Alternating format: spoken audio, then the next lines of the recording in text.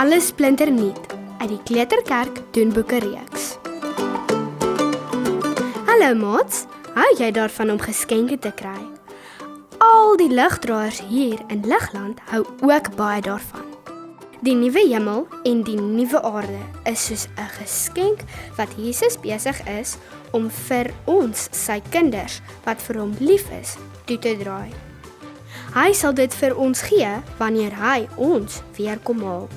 In die nuwe hemel en die nuwe aarde sal daar nie meer sondes wees nie. Mense sal mekaar nie meer hartseer maak nie, niemand sal siek word nie en alles sal splinternuut wees. Dit sal 'n baie lekker plek wees. Terwyl ons wag vir hierdie lekker geskenk, kan ons rondom ons kyk en nog steeds baie dinge sien waarvoor ons nou dankbaar kan wees. Kan jy aan 'n paar dink? Die Bybel leer ons om dankie te sê.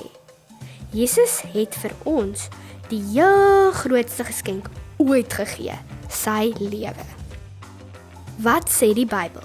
In Openbaring 21 vers 1 en 5 lees ons: Toe sien ek 'n nuwe hemel en 'n nuwe aarde, want die eerste hemel en die eerste aarde was nie meer daar nie. Die see was ook nie meer daar nie.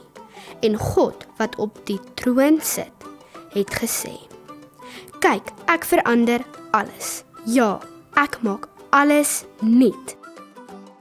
Terwyl Sofia hierdie geskenk pragtig versier, kan jy onthou dat die Here beloof het, hy maak alles nuut.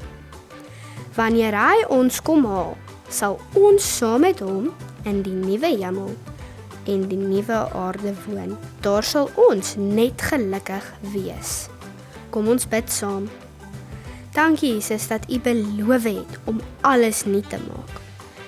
Ek sien daarna uit om eendag vir altyd by U te woon. Dankie ook Jesus vir alles wat U nou reeds vir my gee. Ek prys U naam. Amen.